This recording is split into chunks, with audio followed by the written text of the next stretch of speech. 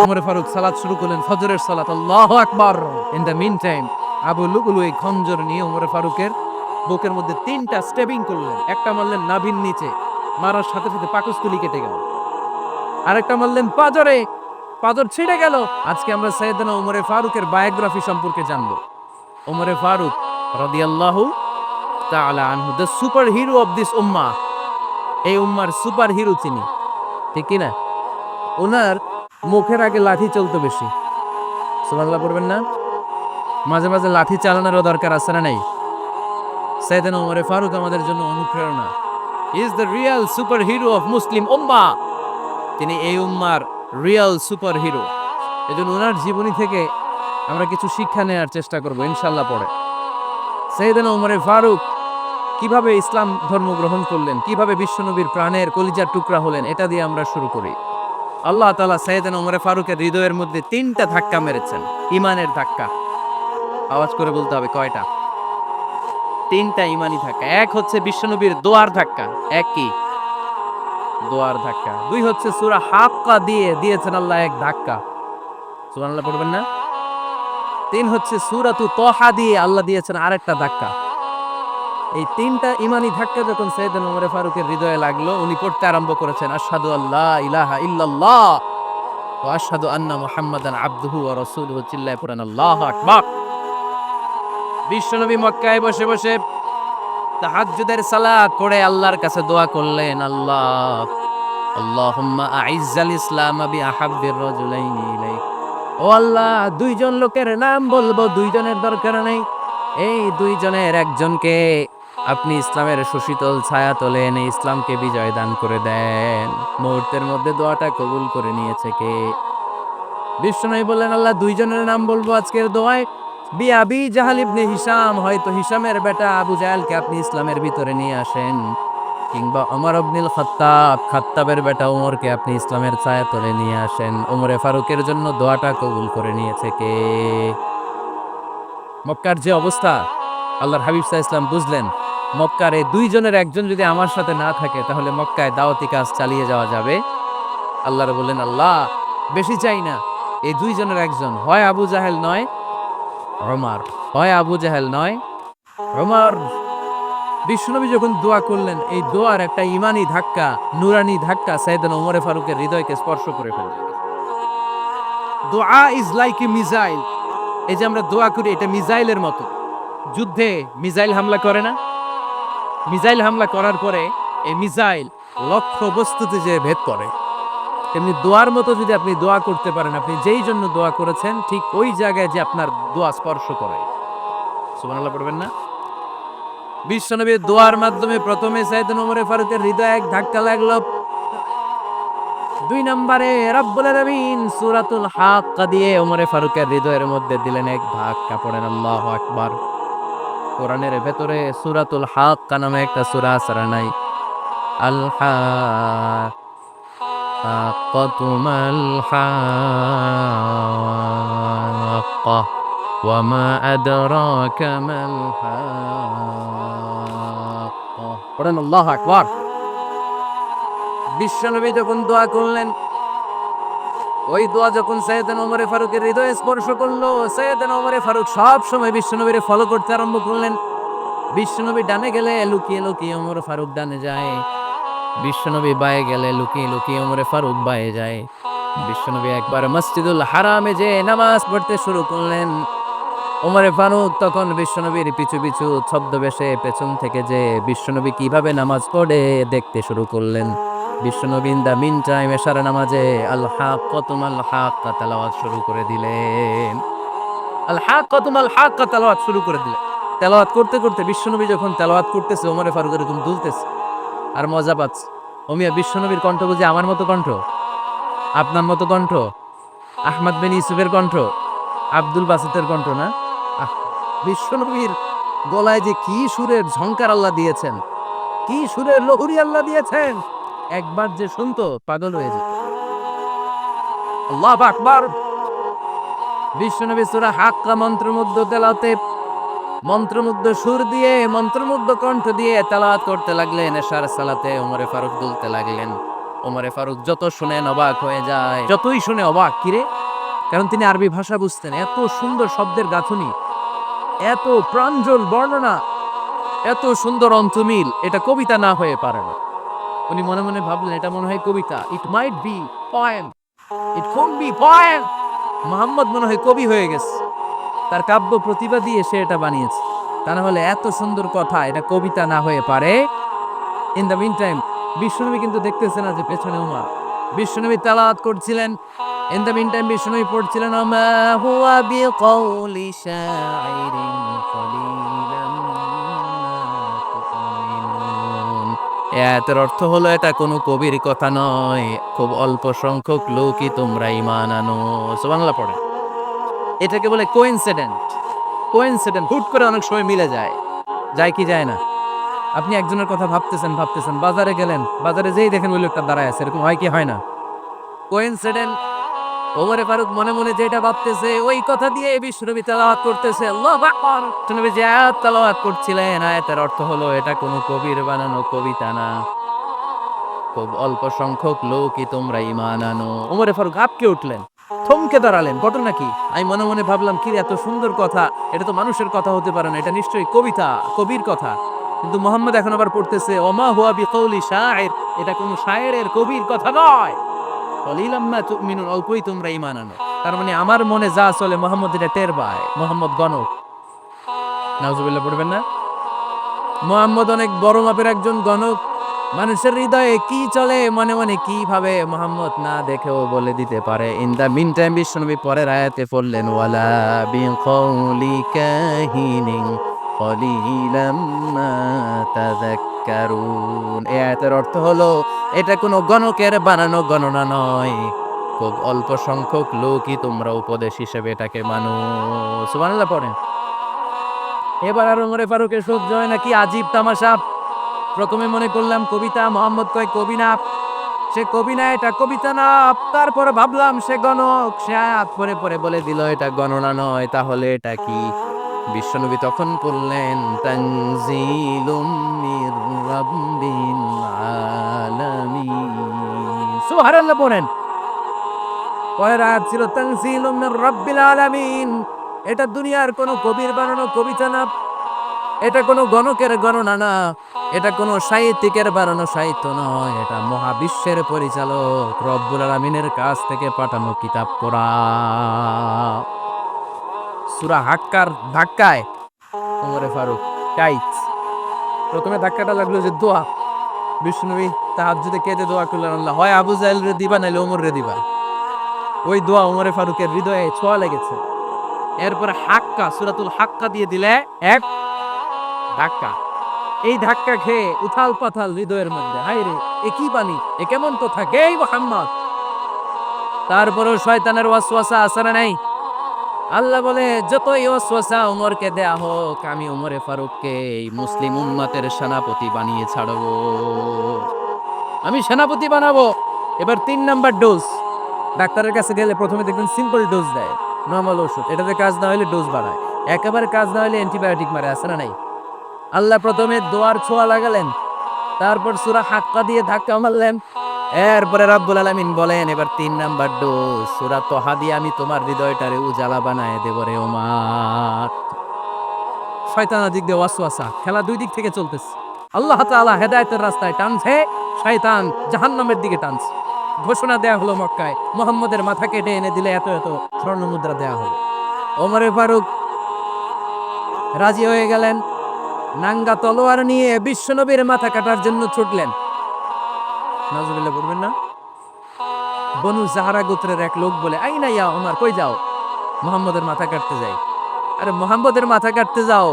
তোমার বোন ফাতিমা বিনতে খাত্তাব আর তোমার বোন জামাই সাঈদ কদ সাবা, এরা তো ধর্ম ত্যাগ করে ফেলছে, এটা তো আমাদের ধর্ম ত্যাগ করে মুহাম্মদের ফলোয়ার হয়ে গেছে।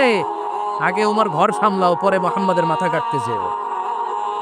ওমরে ফারুক অবাক হয়ে গেলেন, তলোয়ার নিয়ে বিশ্বনবীর দিকে না যে নিজের বাড়ির দিকে চলে গেলেন। বিশ্বনবীর আপন বোন ফাতেমা বিনতে খাত্তাব, বোন জামাই সাঈদ আর খাব্বাব রাদিয়াল্লাহু তাআলা আনহু, তিনজন মিলে সূরা তোহা তেলাওয়াত করছিলেন। পড়েন সুবহানাল্লাহ। খাব্বাব রাদিয়াল্লাহু তাআলা আনহু একটা চামড়ার ফলকের মধ্যে সূরা তহার কয়েকটা আয়াত এনে ওমরে ফারুকের বোন আর বোন জামাইকে শিক্ষা দিচ্ছে, ট্রেনিং দিচ্ছে। সুবহানাল্লাহ পড়েন। লুকিয়ে লুকিয়ে ওমরে ফারুক যখন ঘরে চলে আসলেন, এরা তটস্থ হয়ে গেল। সাইয়েদনা খাব্বাব বিছানার তলায় লুকিয়ে গেলেন। ওমরে ফারুক বললেন, দরজা খোলো। ফাতেমা বিনতে খাত্তাব দরজা খোলার পরে নির্মম ভাবে সাইয়েদনা ওমর রাদিয়াল্লাহু তাআলা আনহু বোনের গায়ে আঘাত শুরু করে দিল। বোন জামাইকে আহত করতে শুরু করলো আর বলতে শুরু করলো, তোরা পাগল হলি কেন? কি আছে ওই মুহাম্মাদের মধ্যে? কি জাদু নিয়ে এসেছে? সে যাই বলে লোকজন পাগল হয়ে যায়, সবাই তার উপর কালিমা পড়ে ঈমান এনে ফেলে। কি এমন জিনিস তোদের কাছে আছে যেটা দেখে মুহাম্মদকে তোরা ভালোবাসলি? কি আছে? কি পড়তেছিলি আমারে দেখা? ফাতেমা বলে, ইন্নাকা রিজসুন লা ইয়ামাসসুহু ইল্লাল মুতাহহারুন। ও আমার ভাই ওমর, তুমি নাপাক। তুমি কি? লা ইয়ামাসসুহু ইল্লাল মুতাহহারুন, পবিত্রতা অর্জন না করে এই কোরআন ধরা যায় না। সুবহানাল্লাহ পড়েন। উমরে ফারুক গোসল করে আসলেন, কারণ ধাক্কা তো আগে কয়েকটা খাইছে। কথা বোঝেন নাই বোধহয়। প্রথমে দোয়ার ধাক্কা, পরে কোন সূরা দিয়ে ধাক্কা? হাক্কা দিয়ে ধাক্কা। 3 নম্বরে এখন আরেকটা ধাক্কা খাবে। গোসল করে আসলেন। ফাতেমা বিনতে খাত্তাব বললেন, গোসল যখন করে এসেছেন, এই নেন। উমরে ফারুক এবার চামড়ার কাপড়ের মধ্যে সূরা তহার প্রথম আয়াতের দিকে নজর করলেন। নজর করেই কোরআনের প্রেমে পড়ে গেলেন। পড়েন সুবহানাল্লাহ। উমরে ফারুক পড়তে আরম্ভ করলেন, তহা মা আনজালনা আলাইকাল কুরআনা লিতাশকা ইল্লা তাযকিরাতাল লিমান ইয়াখশা তানজিলাম মিম্মান খালাকাল আরদা ওয়াস সামাওয়াতিল উলা। সুবহানাল্লাহ পড়েন। উনি পড়তে আরম্ভ করলেন, তহা মা আনজালনা আলাইকাল কুরআনা লিতাশকা, এই কোরআনকে আমি তোমাদের হতভাগ্য জাতি হিসেবে দুনিয়ায় থাকার জন্য পাঠাই নাই। এটা রব্বুল আলামিনের পক্ষ থেকে এসেছে। যারা রবকে ভয় করে তাদের জন্য আছে উপদেশ। যিনি আকাশ বানিয়েছেন, জমিন বানিয়েছেন, ওই আল্লাহ তাআলা নিজেই এই কোরআন পাঠিয়েছে। আওয়াজ করে পড়তে হবে, আল্লাহু আকবার। উনি খুব ভালো আরবি জানতেন। সূরা তহা পড়ার পরে আর ধৈর্য ধারণ করতে পারে না। ওমরে ফারুক ছোট্ট বাচ্চার মতো কান্না শুরু করে দিলেন। আল্লাহু আকবার। সূরা তহাটা হাতে নিয়ে, তলোয়ারটা হাতে নিয়ে বিশ্বনবীর দিকে ছুটতে আরম্ভ করলেন। কোথায় মুহাম্মদ? তোমরা আমাকে মুহাম্মাদের কাছে নিয়ে চলো। বিশ্বনবী তখন সাফা পাহাড়ের পাদদেশে দারুল আরকাম ইবনে আলকামের ঘরে লুকিয়ে লুকিয়ে কোরআনের দাওয়াত দিতেন। ওমরে ফারুককে পাগলের মতো ছুটে আসতে দেখে বিশ্বনবীর চাচা হামজা ইবনে আব্দুল মুত্তালিব বলল, নবী আপনি পালান। ওই যে খাত্তাবের বেটা ওমর আপনাকে অপমান করার জন্য, আক্রমণ করার জন্য তেড়ে এসেছে। সাহাবীরা বললেন, নবী আপনি পালিয়ে যান, আমরা সামাল দেব। বিশ্বনবী বললেন, না, আমি পালাবো না, বরং তোমরা সরে যাও। ওমর ইবনুল খাত্তাবকে আমার দরবার পর্যন্ত আসতে দাও। আমার তো মনে হচ্ছে ওই যে তাহাজ্জুদের নামাজ শেষে চোখের পানি ছেড়ে যে আমি আল্লাহর কাছে দোয়া করেছি, আজকে আমার ওই দোয়াটা কবুল হতে শুরু করেছে। আমার তো মনে হচ্ছে আমার দোয়া কবুল হবে, আসতে দাও। ওমরে ফারুক এসে বললেন, আশহাদু আল্লা ইলাহা ইল্লাল্লাহ ওয়া আশহাদু আন্না মুহাম্মাদান আবদুহু ওয়া রাসূলুহু, আমি সাক্ষ্য দিলাম আল্লাহ ছাড়া কোনো ইলাহা নাই, নিশ্চয় আপনি আল্লাহর প্রেরিত বান্দা এবং রাসূল। পড়েন সুবহানাল্লাহ। ওমরে ফারুক যখন কালিমা শাহাদা পড়ে মুসলমান হয়ে বিশ্বনবীর হাতে হাত রাখলেন, মুসলিম সাহাবীদের মধ্যে খুশি আর আনন্দের বন্যা বয়ে গেল। মুসলিম হাতে গোনা সাহাবারা আল্লাহর প্রশংসা করলেন। বিশ্বনবী সাইয়েদনা ওমরে ফারুককে জড়িয়ে ধরলেন। ওমরে ফারুক এবার বিশ্বনবীরে বললেন, নবী গো, আলাসনা আলাল হক, আমরা কি সত্যের উপরে আছি নাকি আমরা ভুলের উপরে আছি? বিশ্বনবী বললেন, বালা নাহনু আলাল হক, আমরাই সত্যের উপরে আছি। সুবহানাল্লাহ পড়ে। আলাসনা আলাল হক, নবী আমরা কি সত্যের উপরে নাই? হ্যাঁ অবশ্যই ওমর, তুমি সত্যের উপরে আছো। ওমরে ফারুক বললেন, তাহলে ফাফিমাল ইখতিফা, তাহলে লুকায় লুকায় আর দাওয়াত দেব কেন? আমি তো কালিমা পড়ে ফেলছি, আসেন আমার সাথে বের হই। ফাফিমাল ইখতিফা, আর লুকায় লুকায় কেন? আসেন আমরা বাইরে বের হই। বিশ্বনবী বললেন, ওমর এটা মাক্কি জীবন, এখানে আমরা একটু গোপনে গোপনে দাওয়াত দিতে চাই। ওমরে ফারুক বলে, না, আমার দায়িত্ব, আমি একটা মিছিল দিতে চাই নবী। আল্লাহর নামের তাকবীর দিতে দিতে দারুল আরকাম থেকে শুরু করে মসজিদুল হারাম পর্যন্ত একটা মিছিল দিয়ে আমি মক্কা কাঁপাইয়া দেব। অনুমতি দেন, বিশ্বনবী দিতে চান। ওমর ফারুক অনেক বোঝানোর পরে স্বল্প পরিসরের একটা অনুমোদন পাওয়া গেল বিশ্বনবী সাল্লাল্লাহু আলাইহি ওয়াসাল্লামের কাছ থেকে। কিন্তু মিছিল যে দিবে, মিছিলের জন্য লোকের দরকার আছে না নাই? খুঁজে উনি 11 জন মুসলিম সাহাবা পেলেন। কয়জন? ওমর ফারুক বললেন 11 জনই সই। এই 11 জন নিয়ে আমি আল্লাহর নামে তাকবীর দেব। 2 লাইন করলেন। কয় লাইন? 2 লাইন। পেছনে 6 জন। আর এই লাইনের নেতা বানালেন বিশ্বনবীর চাচা হামজাকে রাদিয়াল্লাহু তাআলা আনহু। আর সামনে 5 জন, তার আগে দাঁড়ালেন উনি নিজেই। তাহলে 6-6-12। বললেন এই 2 লাইনে আমরা তাকবীর দিতে দিতে, বেশি না, এই দারুল আরকামের ঘর থেকে, আপনারা জানেন যে সাফা মারওয়া এখন যে সাই হয়, এই সাফার পাদদেশে ছিল দারুল আরকামের ঘর। উনি বললেন এখান থেকে ওই যে কাবার গিলাফ দেখা যায়, কাবার গিলাফ পর্যন্ত আমরা এই তাকবীর নিয়ে ওখানে যাব। সুবহানাল্লাহ পড়বেন না? ওখানে উনি দাঁড়িয়ে ছোট্ট একটা ভাষণ দিয়েছিলেন। উনি বলেছিলেন মান আরাদা আন তাসকুলা উম্মু ওয়া ইয়াতামা ওয়ালাদু ওয়া তারমিলা যাওজাতুহু ফালিয়াসুদ্দানি। খেয়াল করে শুনেন, কান দুটা খরগোশের কানের মতো খাড়া করেন। উনি এক বাক্যের একটা ভাষণ দিলেন। ভাষণ দিতে জানলে বড় ভাষণ দেয়া লাগে না। এক বাক্যের ভাষণ দিয়ে গোটা বিশ্বকে ঝাঁকুনি মারা যায়। চিল্লায় বলো ঠিক কিনা? ওমর ফারুক এক বাক্যের একটা ছোট্ট ভাষণ দিলেন। মান আরাদা আন তাসকুলা উম্মু, কে আছো মায়ের এই মক্কায়, কে আছো মায়ের বুক খালি করতে চাও? ইয়া আচামা ওয়ালাদু, কে আছো বাচ্চাগুলারে, নিজের সন্তানগুলোরে ইয়াতীম বানাতে চাও? কে আছো তার মিলা যাওজাতুহু, নিজের স্ত্রীকে বিধবা বানাতে চাও? ফালিয়া সুদ্দানি, বুকের পাটা থাকলে আমি উমর রে থামাও। ফালিয়া সুদ্দানি, দেখি মক্কায় কার এত বড় বুকের পাটা? কে আছো মায়ের বুক খালি করতে চাও, সন্তান রে এতিম বানাতে চাও, স্ত্রীকে বিধবা বানাতে চাও? ফালিয়া সুদ্দানি, পারলে আমারে ঠেকাও। এই বলে উনি আল্লাহ আল্লাহু আকবার আল্লাহু আকবার ধরে স্লোগান শুরু করে দিলেন। এক এক স্লোগানে মক্কার মরুজমিন থারথার করে কাঁপতে আরম্ভ করল। এই মিছিল মক্কার কেউ দেয় নাই। মিছিলের আওয়াজ শুনে আবু জাহেল বেরিস, উতবা বেরিস, শাইবা, ওয়ালিদ ইবনে মুগিরা সব বের হইছে। কি রে, আমার এলাকায় এত বড় স্লোগান, কার এত সাহস? বের হয়ে দেখে মিছিলের সামনে ওমর রে দেখে দিছে এক দৌড়। কারণ ওমরে ফারুককে থামানোর মতো বাপের বেটা মক্কায় দ্বিতীয়টা কেউ ছিল না। আওয়াজ করে বলে ঠিক কিনা?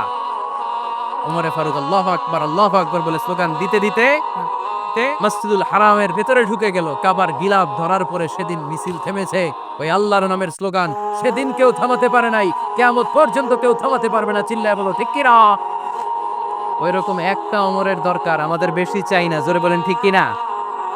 দাও খোদা দাও আমায় আবার ওমর দারাজ দিল, দাও খোদা দাও আমায় আবার ওমর দারাজ দিল, দাও আলীর মতো বীর সেনানি, আলীর মতো বীর সেনানি জাগাতে নিখিল,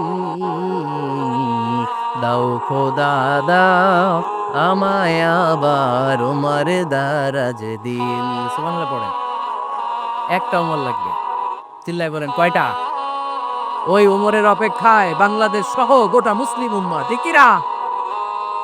একটা ওমরই যথেষ্ট। আমাদের সেন্ট্রাল লিডারশিপ নাই তো, আমাদেরকে এদিকে লাথি মারলে আমরা ওইদিকে যাই, ওদিক থেকে গুতা মারলে আমরা এদিকে যাই। আমাদের রিপ্রেজেন্টেটিভ, আমাদের প্রতিনিধিত্ব করার মতো কোনো কেন্দ্রীয় লিডারশিপ নেতৃবৃন্দ গোটা বিশ্বে নাই। ঠিক কিনা? আমরা সেই ওমরে ফারুকের অপেক্ষায়, আমরা সেই ইমাম আল মাহাদির অপেক্ষায়। এই ওমরে ফারুক আমাদের মডেল।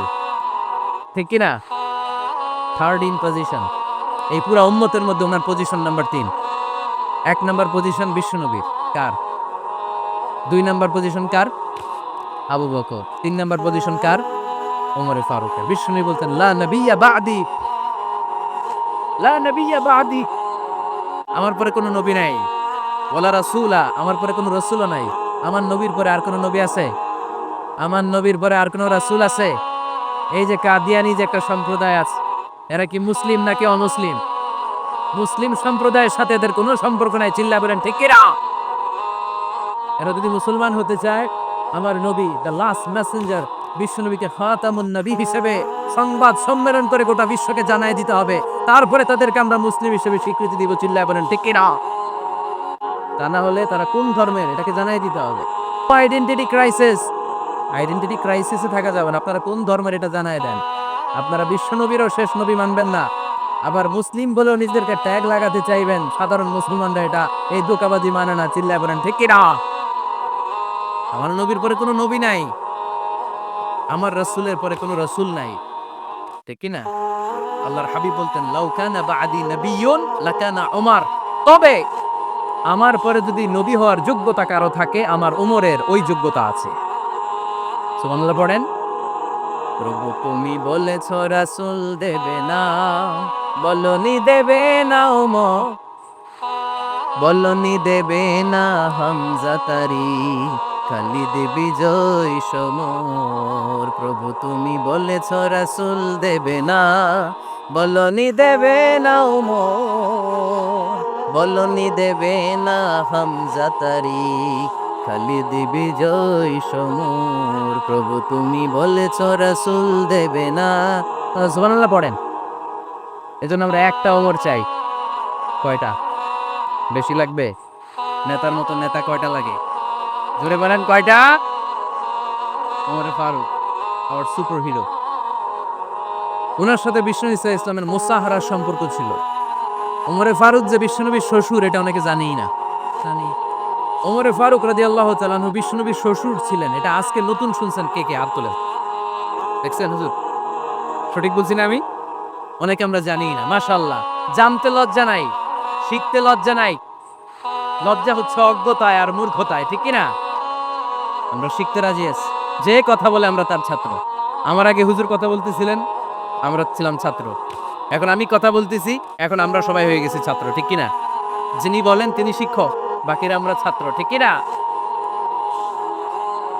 চার খলিফার দুই খলিফা, ইসলামের চার খলিফার দুই খলিফা বিশ্বনবীর মেয়ের জামাই, আর বাকি দুই খলিফা বিশ্বনবীর শ্বশুর। সুবহানাল্লাহ পড়েন। সাইয়েদনা আলী রাদিয়াল্লাহু তাআলা আনহু, সাইয়েদনা উসমান যুন্নুরাইন বিশ্বনবীর মেয়ের জামাই। উসমান রাদিয়াল্লাহু তাআলা আনহুর কাছে বিশ্বনবী দুই মেয়েকে বিয়ে দিয়েছিলেন। একজন মারা যাওয়ার পরে আরেকজন। বিশ্বনবী বলেছেন এরপরে আরেকটা থাকলে ওইটারও বিয়ে দিতা। সুবহানাল্লাহ পড়বেন না? দুইজন ছিল মেয়ের জামাই আর দুইজন ছিল শ্বশুর। সাইয়েদনা আবু বকর শ্বশুর, বিশ্বনবীর স্ত্রী আম্মা জান আয়েশা রাদিয়াল্লাহু তাআলা আনহার বাবা। বিশ্বনবীর স্ত্রী আম্মা জান হাফসা রাদিয়াল্লাহু তাআলা আনহার বাবা ছিল সাইয়েদনা ওমর ফারুক। চিল্লায় পড়ে আল্লাহু আকবার।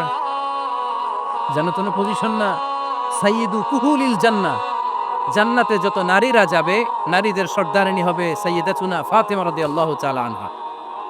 এই ফরিদপুরের যত ইয়াংস্টাররা তোমরা যারা জান্নাতে যাবে, তোমাদের লিডার হবে সাইয়েদনা হাসান আর হুসাইন রাদিয়াল্লাহু তাআলা আনহুমা। আর বয়স্ক মুরব্বীরা যারা জান্নাতে ঢুকবেন, আপনাদের লিডার হবে সাইয়েদনা আবু বকর আর সাইয়েদনা ওমর ফারুক রাদিয়াল্লাহু তাআলা আনহু। সুবহানাল্লাহ পড়তে পারলেন না? ওমর ফারুক তার সাধারণ কোনো ক্যারেক্টারিস্টিক্স নয়। ওনাকে আল্লাহ তাআলা নলেজও দিয়েছেন, আবার দিনদারিও দিয়েছেন।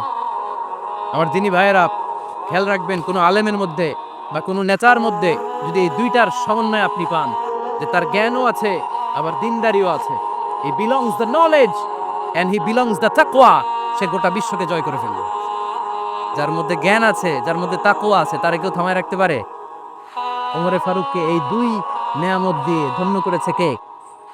সহিহ বুখারীর বর্ণনা, বিশ্বনবী সাহাবীদের সামনে একটা স্বপ্নের কথা বলছেন। বিশ্বনবী বললেন, আমি স্বপ্নে দেখলাম আমার আঙ্গুলের ফাঁকা থেকে দুধ বের হচ্ছে। আমি তৃপ্তি সহকারে দুধ খেলাম। খাওয়ার পরে দেখলাম আঙ্গুলের মধ্যে একটু দুধ লেগে আছে। আমার আঙ্গুলে অতিরিক্ত লেগে থাকা দুধটা আমি ওমরে ফারুকের মুখের মধ্যে লাগিয়ে দিলাম। সাহাবারা বললেন, ইয়া রাসূলুল্লাহ, ইয়া হাবিবাল্লাহ, মাযা আওয়ালতা বিহি, এই স্বপ্নের আপনি কি ব্যাখ্যা করলেন? আমরা তো বুঝলাম না। বিশ্বনবী বললেন, আওয়ালতু বিহি আল ইলম, আমি এই দুধ দিয়ে জ্ঞানের ব্যাখ্যা করেছি, কারণ ওমরকে আল্লাহ যেই জ্ঞান দিয়েছে গোটা বিশ্বের কাউকে এত জ্ঞান দেয় না। এজন্য স্বপ্নে যদি কেউ দেখেন যে আপনি দুধ খাচ্ছেন, তার মানে আল্লাহ তাআলা তার জ্ঞান বাড়ায় দিবে। ওমরে ফারুককে দুধ খেয়ে অতিরিক্ত দুধের অংশটা বিশ্বনবী আবু বকর রাদিয়াল্লাহু তাআলা আনহুর মুখে দেন নাই, সাইয়েদনা উসমানের মুখে দেন নাই, আলী রাদিয়াল্লাহু তাআলা আনহুর মুখে দেন নাই। স্বপ্নে ওই অতিরিক্ত লেগে থাকা দুধটা বিশ্বনবী ওমরে ফারুকের ঠোঁটের মধ্যে লাগিয়ে দিয়েছে। এই হাদিস থেকে প্রমাণ হয় আল্লাহ তাআলা জ্ঞানের নেয়ামতে সাইয়েদনা ওমরে ফারুককে ধন্য করেছে। আবার বুখারীর বর্ণনা, বিশ্বনবী সাল্লাল্লাহু আলাইহি ওয়াসাল্লাম আরেকটা স্বপ্নের বর্ণনা দিচ্ছেন। তিনি বললেন, তোমাদের সবাইকে স্বপ্নে আমার সামনে দাঁড় করানো হলো। আমি দেখলাম তোমাদের কারো জুব্বা নাভি পর্যন্ত, কারো জুব্বা হাঁটু পর্যন্ত, কারো জুব্বা টাকনু পর্যন্ত। ওমরে ফারুককে যখন স্বপ্নে আমার সামনে দাঁড় করিয়ে দেয়া হলো, আমি দেখলাম ওমরের জুব্বা এত লম্বা, ওমর টেনে হিচড়ে তার জুব্বা নিয়ে সামনে হেঁটে যাচ্ছে। সাহাবারা বললেন, ফামাযা আউয়ালতা বিহি ইয়া রাসূলুল্লাহ, ও আল্লাহর রাসূল, এই স্বপ্ন দিয়ে আপনি কি বুঝাতে চাইলেন? আমরা কিছু বুঝলাম না। বিশ্বনবী বললেন, আউয়ালতু বিহি আদ-দীন, আমি এই হাদিসের দ্বারা দ্বীনের ব্যাখ্যা করলাম। যার জামা যত লম্বা তার দ্বীনদারি তত বেশি। স্বপ্নে দেখলেন কোন সাহাবীর জুব্বা নাভি, কোন সাহাবীর হাঁটু, কারোটা টাকনু, কিন্তু ওমরে ফারুকের জুব্বা এত লম্বা, ইয়াজুরু সাওবাহু, তিনি তার জুব্বা টেনে হিচড়ে যাচ্ছেন। বিশ্বনবী বললেন, এটা দ্বারা আমি দ্বীন, আমি তাকওয়া, দ্বীনদারি, তাকওয়া এটার ব্যাখ্যা করেছি। তার মানে ওমরে ফারুকের তাকওয়ার সামনে সব তাকওয়া পানি হয়ে যাবে। কোন সুবহানাল্লাহ। আল্লাহ তাআলা সাইয়েদনা ওমরে ফারুককে দ্বীনের জ্ঞান দিয়েছেন, তাকওয়া দিয়েছেন। যুবক ভাইরা, যাকে আল্লাহ তাআলা দ্বীনের জ্ঞান দেয়, যাকে আল্লাহ তাআলা তাকওয়ার এই গুণ দিয়ে সমৃদ্ধ করে, তার জন্য গোটা বিশ্বের সব দরজাগুলোকে ওপেন করে দেয় কে? কত বড় মুত্তাকি ছিলেন সাইয়েদনা ওমরে ফারুক। মদিনার সমাজে কয়জন মুনাফিক ছিল বিশ্বনবী ছাড়া কেউ বলতে পারতেন না। বিশ্বনবী কোন সাহাবীকে মুনাফিকদের লিস্ট দিয়ে যান নাই, একজন সাহাবী ছাড়া। দেখি কেউ বলতে পারেন কিনা ওই সাহাবীর নাম? কি নাম? হুযায়ফা ইবনুল ইয়ামান রাদিয়াল্লাহু তাআলা আনহু। ওনাকে বলা হতো সাহিবু সিররি রাসূলিল্লাহ, আল্লাহ রাসূল সাল্লাল্লাহু আলাইহি ওয়াসাল্লামের গোপন তথ্যের ধারক বাহক। সুবহানাল্লাহ পড়বেন না? বিশ্বনবী ইন্তেকালের আগে মদিনার সমাজে মোট কয়জন মুনাফিক আছে, এই তথ্য আবু বকরকে বলেন নাই, ওমর রাদিয়াল্লাহু তাআলা আনহুকে বলেন নাই, উসমান রাদিয়াল্লাহু তাআলা আনহু, আলী রাদিয়াল্লাহু তাআলা আনহু, আশারাতুল মুবাশশিরিনা বিল জান্নাহ কোন সাহাবীকে বলেন নাই। শুধুমাত্র কেবলমাত্র একমাত্র হুযায়ফা ইবনুল ইয়ামান রাদিয়াল্লাহু তাআলা আনহুর কাছে মুনাফিকদের লিস্টে বিশ্বনবী দিয়ে গিয়েছেন। সুবহানাল্লাহ পড়েন। মদিনায় কারা কারা মুনাফিক কেউ জানতো না হুযায়ফা ছাড়া। কে ছাড়া? নামটা আজকে মুখস্থ করেন, যাতে অন্য কোনো ওয়াজে কেউ জিজ্ঞেস করলে বলতে পারেন। মুনাফিকদের লিস্ট যে সাহাবীর কাছে বিশ্বনবী দিয়ে গিয়েছিলেন, সাহাবীর নাম, নামটা কেমন লাগে? ভালো লাগে? অনেকে আমারে জিজ্ঞেস করে, হুজুর আমার ছেলে হবে আগামী মাসে, একটা নাম দেন। নাম দিয়ে দিলাম হুযায়ফা। যাদের হবে ছেলে, এলাকায় যাদের নেক্সট কয়েক মাসে ছেলে হবে, খালি হুযায়ফা চলবে। কি চলবে? ভাল লাগে? নামটা ভাল লাগে? রাইখেন, অনেক সুন্দর নাম। উনি জানতেন মুনাফিক কারা। দেখেন ওমরে ফারুকের তাকওয়ার লেভেলটা কত হাই। ওমরে ফারুক একদিন হুযায়ফা রাদিয়াল্লাহু তাআলা আনহুর কাছে গেলেন, যে বললেন, হুযায়ফা, বিশ্বনবী ইন্তেকালের আগে মুনাফিকদের নামের লিস্টটা কারো কাছে দেয় নাই, আমার জানা নাই, সাইয়েদনা আবু বকরের জানা নাই, কোন সাহাবীর জানা নাই, তুমি ছাড়া। আমি তোমার কাছে জানতে চাই, আমি ওমরের নামটা ওই মুনাফিকদের খাতায় আছে কিনা আমার একটু বলো। যদি থাকে আমি ভালো হয়ে যাব। আমি নেফাকি দূর করে পাক্কা মুমিন হতে চাই। আমার নাম যদি মুনাফিকের লিস্টে থাকে আমি তো শেষ। হুযায়ফা চোখের পানি ছেড়ে দিয়ে বলে, আমিরুল মুমিনিন, কেমন প্রশ্ন করলেন আপনি? আপনি বিশ্বনবীর শ্বশুর, এই উম্মতে আপনার পজিশন 3 নাম্বার। আপনারে মুনাফিকরা ভয় পায়, শয়তান আপনারে ভয় পায়। আপনি জান্নাতে সব বয়স্ক লোকদেরকে নিয়ে জান্নাতের মধ্যে আগে আগে ঢুকবেন, কেমন করে মুনাফিকদের কাতারে আপনার নাম থাকতে পারে ওমর? সুবহানাল্লাহ পড়ে। কি বিনয়ী, কি তাকওয়া। হুযায়ফাকে যে ধরতেন, হুযায়ফা একটু বলো না আমার নামটা মুনাফিকদের লিস্টিতে আছে কিনা। ওমরে ফারুকের যদি এই টেনশন থাকে যে আমি মুনাফিক হয়ে গেলাম কিনা, আমাদের এই টেনশন থাকার দরকার আছে না নাই? হ্যাঁ, যেন সব সময় আল্লাহর কাছে দোয়া করতে হবে, আল্লাহ তুমি নেফাকি থেকে আমাদেরকে বাঁচাও। আরো জোরে পড়ে না আমিন। ওমরে ফারুক রাদিয়াল্লাহু তাআলা আনহু আমাদের সুপার হিরো। আমাদের উনি কত বড় সুপার হিরো শুনেন। উনি জুমার খুতবা দিচ্ছেন। কি দিচ্ছেন? মসজিদে নববীতে খুতবার মাঝখানে হঠাৎ বললেন, ইয়া সারিয়াতাল জাবাল, ইয়া সারিয়াত ইবনে জানিমিল জাবাল, এই কথা বলেই আবার খুতবা দিতে শুরু করলেন। ওনার এই ইয়া সারিয়াত ইবনে জানিমিল জাবালের সাথে আগের কথারও কোনো মিল নাই, পরের কথারও কোনো মিল নাই। জুমার নামাজের পর মুসল্লি সাহাবারা ধরলেন, বললেন ইয়া আমির আল মুমিনিন, খুতবার মাঝখানে হঠাৎ করে ইয়া সারিয়াত ইবনে জালিমিল জাবাল বলে আপনি চিৎকার করলেন কেন? আপনার এই বাক্যের সাথে আপনার খুতবার আগের বাক্যের কোনো মিল নাই, আপনার খুতবার পরের বাক্যেরও কোনো মিল নাই। এই কথা আপনি কারে বললেন, কারে উদ্দেশ্য করে বললেন? এই কথার তাৎপর্য কি আমাদেরকে বুঝিয়ে বলেন। ওমরে ফারুক বললেন, আমি যখন খুতবা দিচ্ছি আমি দেখতে পেলাম ওই যে কয়েক মাস আগে আমি আমার মুসলিম সেনাবাহিনী পারস্যে আক্রমণের জন্য পাঠিয়েছি, বর্তমান ইরানের ওই বিশাল এলাকাতে পারস্যে আমি আমার ব্যাটালিয়ন পাঠিয়েছি। আমি হঠাৎ করে দেখতে পেলাম আমার মুসলিম বাহিনীর সেনাপতি যুদ্ধের এক পর্যায়ে তার ডানে আছে উপত্যকা, বাঁয়ে আছে পাহাড়, সে পাহাড়ি রাস্তা ছেড়ে দিয়ে উপত্যকার দিকে যেতে শুরু করেছে। আমি দেখতে পেলাম আমার মুসলিম বাহিনী যদি উপত্যকার দিকে ছুটে বেড়ায়, কাফির মুশরিকরা আমার মুসলিম বাহিনীকে কচুকাটা করে ফেলবে। তাই আমি এখান থেকে তাদেরকে কমান্ড দিয়ে বলেছি, ইয়া সারিয়াতাল জাবাল, উপত্যকার দিকে নয় পাহাড়ের দিকে যাও, তাহলেই তোমাদের বিজয় নিশ্চিত হয়ে যাবে। উপত্যকার দিকে যেও না, ইলাল জাবাল, ইলা সারিয়াতিল জাবাল, পাহাড়ের দিকে ছোট, পাহাড়ের দিকে ছোট। সাহাবারা অবাক, ঘটনা কি? উনি বসে আছেন মদিনায় মসজিদে নববীর মিম্বারে দাঁড়িয়ে, উনি যদি ইয়া সারিয়াতাল জাবাল বলে, এটা কি ইরানে যাবে নাকি? ও মিয়া, তখনকার সময়ে বর্তমানের মতো মোবাইল ছিল নাকি, ইন্টারনেট ছিল নাকি? খালি মুখে আমি যদি বলি ইয়া সারিয়াতাল জাবাল, এটা ইরানে যাবে, ইন্ডিয়া যাবে, ঢাকায় তো যাবে না, ফরিদপুর শহরে তো বুঝবে না, ঠিক না? কিন্তু এটা আমিরুল মুমিনিন, বিশ্বাসী সাহাবারা বিশ্বাস করে নিল। কিছু মুনাফিক ছিল, এরা কয় না, ঝামেলাস, এটা তো সম্ভব না, এক কাজ করি, এই সেনাপতি যখন বিজয়ী বেশে মদিনায় ফিরে আসবে আর আমরা ধরবো। এরা দিন গুনতে লাগলো, এই সেনাপতি মুসলিম বাহিনী নিয়ে পারস্য জয় করে কবে ফিরে আসবে। এই মুনাফিকের দলগুলো কখনো সেনাবাহিনীকে অভ্যর্থনা জানাতে যেত না, কিন্তু এইবার সবার আগে মদিনার উপকণ্ঠে যে সেনাপতিদেরকে অভ্যর্থনা জানানোর জন্য ফুল নিয়ে রেডি, ফুল নিয়ে দাঁড়ায় আছে। সেনাপতি ঢুকার সাথে সাথে ধরছে, এই সেনাপতি কোত্থেকে আসছো? কয়, পারস্য জয় করে আসছি। তো এমন এমন দিন, জুমার দিন দুপুর বেলা যুদ্ধের মাঝখানে আমিরুল মুমিনিনের কণ্ঠের কোন কথাবার্তা শুনছো নাকি? সেনাপতি অবাক পেয়ে, তোমরা জানলা কেমনে? শুনছি তো, সুবহানাল্লাহ পড়বেন না? আমরা যুদ্ধে একটা ভয়ঙ্কর অবস্থার মধ্যে ছিলাম, পেছন থেকে শত্রু আমাদেরকে আক্রমণ করতে শুরু করে দিল। ডানে যাব না বায়ে যাব, সামনে যাব নাকি পেছনে যাব, রাস্তা খুঁজে পাচ্ছি না। ডান দিকে ছিল আমাদের উপত্যকার রাস্তা, বাঁ দিকে ছিল পাহাড়ি পথ। আমরা সোজা পথ হবে মনে করে উপত্যকার দিকে ছুটতে আরম্ভ করলাম। হঠাৎ করে আমিরুল মুমিনিনের কণ্ঠ বজ্র কণ্ঠে আমার কানের মধ্যে ভেসে আসলো। আমার মনে হলো আমিরুল মুমিনিন কেমন যেন আমাকে কমান্ড দিচ্ছেন আর বলছেন, ইয়া সারিয়াতাল জাবাল, ডান দিকে উপত্যকার পথে নয়, তাড়াতাড়ি পাহাড়ের দিকে সৈন্যবাহিনী নিয়ে উঠে যাও। পাহাড়ের দিকে, ডানে না, this is wrong track and this is the right track.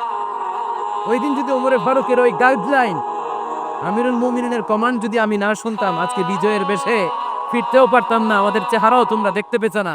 ওমরে ফারুকের ওই কমান্ড, ওই গাইডলাইন অদৃশ্য থেকে শোনার কারণে এই পারস্যের মধ্যে আমাদেরকে সেই যুদ্ধে বিজয় দান করেছে কে?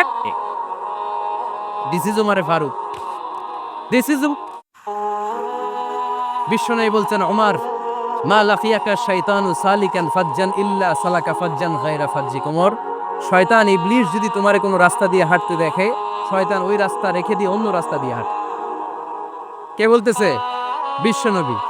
কার ব্যাপারে? কার? ওমরে ফারুকের ব্যাপারে। শয়তান যদি দেখে যে ওমরে ফারুক এই রাস্তা দিয়ে হাঁটতেছে, এই রাস্তা দিয়ে হাঁটে, শয়তান ওই রাস্তা রেখে দিয়ে অন্য রাস্তা দিয়ে হাঁটে। সুবহানাল্লাহ পড়ে।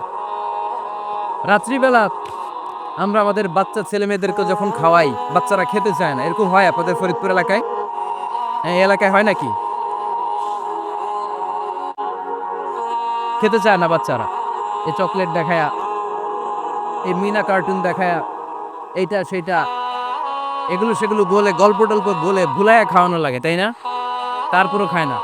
আমারও ছোট মেয়ে আছে, খেতে চায় না, এইটা সেইটা এমনি সেমনি খাওয়ানো লাগে। তো শেষে না পেরে মা বাবা বলতে বাধ্য হয়, ওই যে ভূত আসতেছে, ভূত, তাড়াতাড়ি তাড়াতাড়ি খাও, তাহলে যে ভূত ধরবে তোমার। ওই যে বাঘ আসতেছে, বাঘ, তাড়াতাড়ি খাইলে তাহলে বাঘে কামড়াবে। বলি না আমরা? আপনারা কি বলেন? ভূত। আর কি বলেন? হ্যাঁ হ্যাঁ, আচ্ছা। এক এক জায়গায় এক একটা আমরা বলি, ভূত আসবে, বাঘ খাবে, ভাল্লুক খাবে, তাড়াতাড়ি খাও। মদিনাতে যখন উমরে ফারুক আমিরুল মুমিনিন, মদিনার মায়েরাও বাচ্চাদেরকে খাওয়াতে পারতো না, ছোট্ট মেয়েদেরকে খাওয়াতে পারতো না, খাওয়া নিয়ে যন্ত্রণা করতো। বাচ্চারা যখন মদিনায় খেতে চাইতো না রাত্রি বেলায়, মদিনার মায়েরা বলতো তাড়াতাড়ি খাও, হা হুয়া ইয়াতি ওমর, হা হুয়া ইয়াতি ওমর, তাড়াতাড়ি খা, নাইলে ওই যে ওমর আসতেছে, Omar. This is our super hero সাইয়েদনা উমরে ফারুক রাদিয়াল্লাহু তাআলা আনহু। শুধু শয়তানি ভয় পেত না, মুনাফিকরাও ভয় পাইতো, জমের মতো ভয়। শুধু তাই না, আমাদের আম্মাজান বিষ্ণু ইসা ইসলামের স্ত্রীরাও ওমরে ফারুককে ভয় পেতেন। সুবহানাল্লাহ কইবেন না? মাঝে মাঝে বিষ্ণু ইসা ইসলামের সাথে আম্মাজান আয়েশার ঝগড়া হতো, হতো না? আপনাদের ফ্যামিলিতে ঝগড়া হয়? হয় না? হয় না কার কার দেখি? করে আল্লাহ, অনেক আল্লাহর ওলি আছে দুই জায়গায়। ঝগড়া হয় না? এ কি কথা কয়, ঝগড়া হয় না বলে? বিষ্ণুনবীর ফ্যামিলিতে ঝগড়া হয়, আপনার ফ্যামিলিতে হয় না? মিষ্টি ঝগড়া। আর ও বিয়াই করে নাই, ঝগড়া তো হবেই।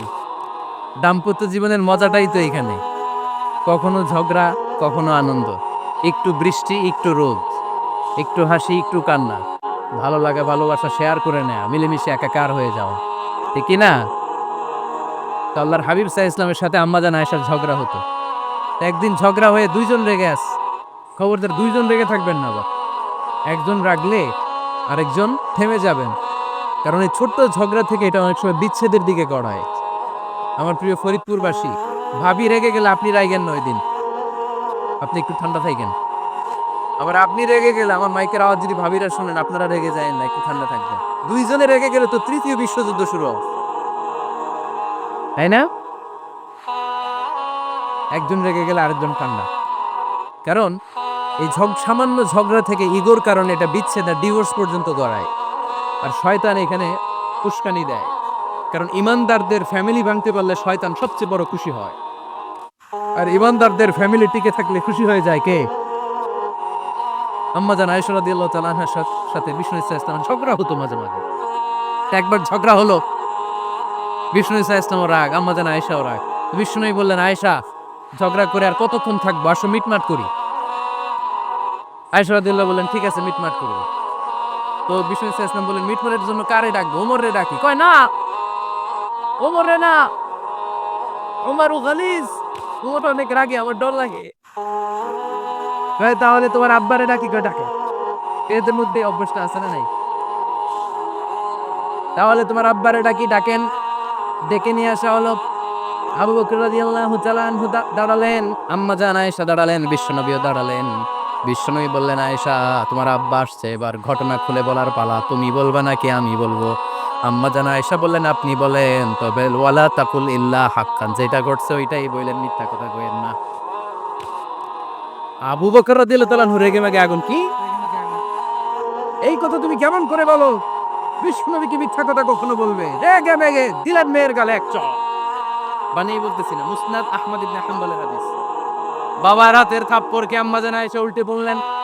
সাইয়েদনা আবু বকর রাগে গড়গড় করছেন, আবার মারার জন্য তেড়ে গেলেন। এবার বাঁচার জন্য আম্মাজান আয়েশা বিশ্বনবীর পিছনে যে আশ্রয় নিলেন, বিশ্বনবী বাঁচানোর জন্য দুই হাত মেলে দাঁড়িয়ে গেলেন। পড়েন সুবহানাল্লাহ। বিশ্বনবী যখন দুই হাত মেলে দাঁড়িয়ে গেলেন, সাইয়েদনা আবু বকর রাদিয়াল্লাহু আনহু থেমে গেলেন। সাইয়েদনা আবু বকর রাদিয়াল্লাহু তাআলা আনহু ঘর থেকে বের হয়ে বারান্দায় দাঁড়ালেন। পড়েন সুবহানাল্লাহ। এবার বিশ্বনবী আম্মাজান আয়েশার কাছে যেয়ে বলেন, ইয়া আয়েশা, কাইফা রাআইতিনি আনকাসতুকি মিনার রাজুল, দেখছো কেমনে বাঁচাইলাম? আপনি না থাকলে ভর্তা বানাই ফেলতো আজকে। আমি বাঁচাইছি তোমারে, আমি, আমার লগে ঝগড়া করো তুমি। লজ্জায় পড়ে আম্মাজান আয়েশা খিলখিল করে হেসে দিলেন। বিশ্বনবীও হেসে দিলেন। দুইজনের হাসির মধুর আওয়াজ শুনে সাইয়েদনা আবু বকর বাইরে থেকে অবাক, কিরে এতক্ষণ না ঝড় তুফান, এখন দেখি হাসি। সালাম দিয়ে অনুমতি নিয়ে ভিতরে ঢুকলেন, ঢুকে দেখেন আম্মা জান আয়েশাও হাসে, বিশ্বনবীও হাসে। এ হাসি দেখে আবু বকর রাদিয়াল্লাহু আনহু হেসে দিলেন, আরশের উপর থেকে খুশি হয়ে গেলেন কে? এবার সাইয়েদনা আবু বকর রাদিয়াল্লাহু তাআলা আনহু বললেন, ইয়া রাসূলুল্লাহ আশরিকানি ফি সিলমিকুমা কামা আশরাকুমানি ফি হারবিকুমা। ও নবী, দুইজন যুদ্ধ লাগলে মীমাংসার জন্য যেমনি আমারে ডাকেন, এরকম হাসি আর আনন্দের মুহূর্তেও আমারে একটু ডাইকেন। আশরিকানি ফি সিলমিকুমা কামা আশরাকুমানি ফি হারবিকুমা। নবী, আপনাদের মধ্যে ঝগড়া লাগলে সন্ধি করার জন্য আমারে যেমনি ডাকেন, আপনাদের হাসি খুশি আনন্দ খুনসুটি এই মজাদার মুহূর্তগুলোতে আমারে বঞ্চিত রাখেন না, আমার একটু ডাইকেন। সুবহানাল্লাহ পড়ে না। এই মুসনাদ আহমদ ইবনে হাম্বলের হাদিস শোনার উদ্দেশ্য হচ্ছে, বিশ্বনবী প্রথমে ওমরে ফারুকের নাম বলেছিলেন। সাইয়েদনা আয়েশা বলে, না আমি ডরাই। একবার বিশ্বনবীর সব বিবিরা ধরলেন, ও নবী আমাদেরকে এটা দেন ওইটা দেন, ঘরে এইটা নাই ওইটা নাই ওইটা নাই। বিশ্বনবীকে, আমার কাছে কিছু নাই, যদি এমনি আমার বউ হয়ে থাকতে চাও থাকো, তাহলে তা না হলে যা লাগবে কিনে দেব, সাথে সাথে তালাকও দিয়ে দিব। কিছু দিতে পারবো না, আমার নাই তো, সামর্থ্য নাই। কিন্তু বিবিরাও ছাড়ে না, এটা দেন ওইটা দেন। বিশ্বনবী রহমতের নবী, বিবিদেরকে বুঝাতেও পারেন না, বিবিরা আবদার করতেছে নবী এটা লাগবে ওইটা লাগবে। ইন দ্য মিন টাইম বিশ্বনবী একজনের সালাম শুনতে পেলেন, কে যেন দরজায় দাঁড়িয়ে বলতেছে আসসালামু আলাইকুম। বিশ্বনবী দরজার দিকে তাকালেন, তাকিয়ে বললেন ওয়ালাইকুম আসসালাম, আর বুঝতে পারলেন এটা আমার ওমরের সালাম। সালাম দেওয়ার পরে বিবিদের দিকে তাকায় দেখে একজন বিবিও নাই, সব অন্দরমহলের ভিতরে দৌড়। সুবহানাল্লাহ পড়তে পারলেন না? This is our super hero Omar. এরকম ওমর একটা লাগবে, চিল্লায় বলেন কয়টা? একটা ওমর গোটা বিশ্বকে সোজা করে দিবে। একটা ওমর সবল আর দুর্বলের পার্থক্য দূর করে দিবে, মাজলুমের উপর জালিমের অত্যাচারের অবসান ঘটায় দিবে, গোটা বিশ্বটাকে সাম্য, মৈত্রী, ভালোবাসার ইনসাফ দিয়ে পরিপূর্ণ করে দিবে। সেই ওমরের অপেক্ষায় আমরা। নিজের ছেলেকে ৮০টা বেত মেরেছেন। কয়টা? ৮০টা বেত মেরেছে। এই ব্যাপারে অনেকগুলো বর্ণনা পাওয়া যায়। সবচেয়ে সহিহ বর্ণনা হচ্ছে মুয়াত্তা ইমাম মালিকের বর্ণনা। ওমর ফারুক রাদিয়াল্লাহু তাআলা আনহুর ছেলে আব্দুর রহমান মারুফুন বিআবি শাহমা ছিলেন মিশরে, ওখানে নাবিজ খেয়েছিলেন। নাবিজ হচ্ছে আরব দেশের লোকেরা দুধের মধ্যে শক্ত খুরমা রাত্রেবেলা ঢেলে দিত, ঢেলে দিলে সারা রাত ওই খুরমার রসটা দুধের সাথে মিশে দুধটা লাল হয়ে যেত। এটাতে সকালবেলা খেত, খুব সুস্বাদু, এটাকে বলে নাবিজ। কিন্তু এটা রাতে ভিজাইলে সকালেই খাইতে হয়, রেখে দিলে আবার একটু সমস্যা হয়, এটা অনেকটা তারির মতো হয়ে যায়, মাতলামি চলে আস। তো ওমরে ফারুকের ছেলে নাবিজ খেয়েছেন, মদ খাননি, নাবিজ। কিন্তু নাবিজ খাওয়াতে সাকরান চলে এসেছে। সাকরান চলে আসাতে এটা যখন প্রমাণিত হয়েছে, আমর ইবনুল আস রাদিয়াল্লাহু তাআলা আনহু নাকি ৮০ বেত মেরেছেন মিশরে। নিয়ম হচ্ছে সবার সামনে, ইনি সবার সামনে না মেরে একটু গোপনে মেরেছে। এই তথ্য যখন ওমরে ফারুকের কাছে এসেছে, উনি বললেন না, মারতে হবে সবার সামনে, আলাদা মারলা কেন? ও মদিনায় ফিরে আসলে আমি আবার ৮০টা মারব। মদিনায় ফিরে আসার পরে সাইয়েদনা ওমরে ফারুক ওই আগের ৮০টারে আর ধরেন নাই, নিজ হাতে আবার ৮০টা বেত মেরেছেন। এই বেত মারার ১ মাস পরে এই আবু শামা ইন্তেকাল করেছে। অনেক ঐতিহাসিক বলে এই বেতের আঘাতে মরেছে, কেউ কেউ বলেছে নিজের রোগের কারণে মরেছে। কিন্তু দিস ইজ দ্য ইনসাফ সিস্টেম অফ ওমর। নিজের ছেলে বলে ছেড়ে দেয় নাই। এখন নিজের ছেলে হইলে ৭ খুন মাফ, নেতার ছেলে হইলে ১০ খুন মাফ, এলাকার মোড়লের ছেলে হইলে ১০ খুন মাফ। নো পার্সিয়ালিটি ইন ইসলাম। ইসলামে পার্সিয়ালিটি নাই। আপনি নেতার ছেলে হন, আপনি বিজনেস ম্যাগনেটের ছেলে হন, আপনি যেই হন না কেন, ইসলামের দৃষ্টিতে সবাই সমান। চিল্লায় বলেন ঠিক কিনা? বনু মখজুমিয়া গোত্রের এক নারী চুরিতে ধরা পড়ল। সাহাবারা বললেন, নবী, মদিনার সবচেয়ে ভেরি প্রেস্টিজিয়াস এন্ড ডিগনিফাইড ফ্যামিলির মেয়ে, আপনি হাত কাইতেন না, কারণ ইসলামের নিয়ম চুরি করলে কি কেটে দাও। বিষ্ণু বললেন, বলো কি? হাত না কাটার জন্য তোমরা আমাকে রেকমেন্ড করছো? এটা আল্লাহর আইন, পৃথিবীর কেউ রেকমেন্ড করলো শোনার ক্ষমতা আমার নাই, কারণ আইনটা দিয়েছে কে? লাউ কানাত ফাতিমাতু বিনতি মুহাম্মাদিন সারাকাত লাকাতা মুহাম্মাদুন ইয়াদাহা। আরে বনু মাখজুমিয়া মেয়ে তো দূরের কথা, আমার কলিজার টুকরা ফাতেমাও যদি আজ চুরিতে ধরা পড়তো, তার হাত কেটে দিতে আমি ১ মিনিটও দেরি করতাম না। দিস ইজ ইসলাম। এই হচ্ছে ওমরে ফারুকের মানাকিব। এরকম ওমরে ফারুক কয়টা লাগবে? আওয়াজ করে বলতে হবে, কয়টা লাগবে? একটা লাগবে। এই সাইয়েদনা ওমরে ফারুক ফারুক মদিনার প্রথম চিফ জাস্টিস ছিলেন, সর্বপ্রথম ওনার পরামর্শ সাইয়েদনা আবু বকর রাদিয়াল্লাহু তাআলা আনহু কোরআনকে সংকলন করেছেন। আমরা এই যে কোরআন পড়ি 30 পারা, এমদাদিয়া লাইব্রেরির 114টা সূরা, কত সুন্দর সন্নিবেশ করা হয়েছে, এখানে সাজানো হয়েছে। আল্লাহর হাবিব সাল্লাল্লাহু আলাইহি ওয়াসাল্লামের সময় কি এরকম কোরআন ছিল নাকি? খেজুর পাতার মধ্যে, গাছের বাকলের মধ্যে, ওটের বড় হাড্ডির মধ্যে আর পাথরের মধ্যে খোদাই করা কোরআন ছিল। সাইয়েদনা আবু বকরের সময় রাদিয়াল্লাহু তাআলা আনহুর সময় যুদ্ধ হলো, 70 জন হাফেজ সাহাবী ইন্তেকাল করলেন। সাইয়েদনা আবু বকর রাদিয়াল্লাহু তাআলা আনহুকে ডেকে ওমর ফারুক বললেন, ও আবু বকর, এইভাবে হাফেজে কোরআন সাহাবীরা যদি দুনিয়া থেকে বিদায় হয়ে যায়, আল্লাহর কোরআনও তো বিদায় হয়ে যাবে। আমার পরামর্শ হলো আপনি সব বয়োজ্যেষ্ঠ সাহাবীদেরকে একসাথে করে কোরআনের সব কাগজগুলোকে একসাথে করে একটা নির্ধারিত কপির মধ্যে কোরআনকে সংকলন করে ফেলেন। সাইয়েদনা আবু বকর বললেন, যেটা আমার নবী করে না, এটা আমি কেমনে করি? কিন্তু ওমর ফারুক নাছরবান্দা বলে, না, এটা করলে কোনো খারাপ হবে না, ভালোই হবে। মুসলিম উম্মার জন্য এক জায়গায় কোরআন সন্নিবেশিত থাকবে, আপনি করেন। সাইয়েদনা আবু বকর রাজি হয় না, ওমর ফারুকও ছাড়ে না। ওমর ফারুক বলতে বলতে বলতে বলতে এমন ভাবে সাইয়েদনা আবু বকর রাদিয়াল্লাহু তাআলা আনহুকে ধরলেন, সব শেষে সাইয়েদনা আবু বকর ওমর ফারুকের কথায় কোরআন সংকলনে রাজি হয়ে গেলেন। পড়েন সুবহানাল্লাহ। উনি বললেন, ওমর যখন আমাকে বারবার বুঝাতে লাগলো, আল্লাহ তাআলা আমার হৃদয়টা ওমরের কথা শোনার জন্য খুলে দিলেন। আল্লাহ তাআলা কেমন যেন আমাকে ইলহাম করলেন, আবু বকর করো, এই কাজের মধ্য দিয়ে আমি আমার কোরআনকে গোটা বিশ্বে জীবিত রেখে দেব। This is Omar. এই যে আমরা হিজরি সনের যে আমরা গণনা করি, এই হিজরি সনের প্রবর্তক হচ্ছে সাইয়েদনা ওমর ফারুক। সুবহানাল্লাহ নাই? আপনাদের মনোযোগ আছে না গেছে? ওটা বসা করবেন না, বসেন। সাইয়েদনা ওমর ফারুক এই হিজরি সনের গণনা শুরু করেছে। সাহাবারা বলল, আমিরুল মুমিনিন, খ্রিস্টানদের ঈসাই সন আছে, আমাদের মুসলমানদের কোনো সন নাই। আমাদের একটা সন থাকলে আমাদের জিজিয়া নিতে, আমাদের যাকাতের টাকা উত্তোলন করতে অনেক সুবিধা হবে। ওমর ফারুক বললেন, তাহলে কোন সালকে হিজরি, কোন সালকে মুসলিম সাল হিসেবে আমরা ঘোষণা দিতে পারি? একজন বলল, আমার নবী যেই সালে জন্মগ্রহণ করেছেন ওই সালে। ওমর ফারুক বললেন, না, আমার নবীর জন্ম আমাদের জন্য খুশির দিন, কিন্তু এটা আমাদের জন্য প্রেরণা নয়। প্রেরণা নবীর কাজে, ঠিক কিনা? আরো কিছু সাহাবারা বলল, তাহলে যেই সালে আমার নবী ইন্তেকাল করেছে ওইটারে প্রথম সাল ধরেন। ওমর ফারুক বললেন, না, যেদিন তিনি ইন্তেকাল করেছেন এটা আমাদের দুঃখের দিন, এটা আমাদের প্রেরণা নয়। আমাদের প্রেরণা হচ্ছে বিশ্বনবীর ত্যাগ, তিতিক্ষা আর কাজের মধ্য দিয়ে, জোরে কোন ঠিক কিনা? ওমর ফারুক বললেন, যেদিন বিশ্বনবী ইসলাম রক্ষায় নিজের মাতৃভূমি ছেড়ে মক্কা থেকে মদিনায় গিয়েছেন, ওই দিনটাকে হিজরি প্রথম দিন ধরে আমরা হিজরি সাল গণনা করে শুরু করে দেব। ওইটাই হচ্ছে হিজরি সন। সেখান থেকে হিজরি সনের প্রবর্তন করেছেন সাইয়েদনা ওমর ফারুক রাদিয়াল্লাহু তাআলা আনহু।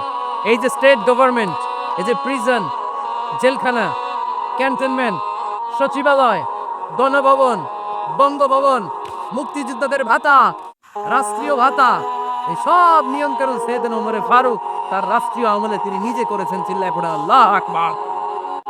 মুসলমানদের আলাদা কারেন্সি, নিজস্ব মুদ্রা ব্যবস্থা নিজে চালু করেছেন।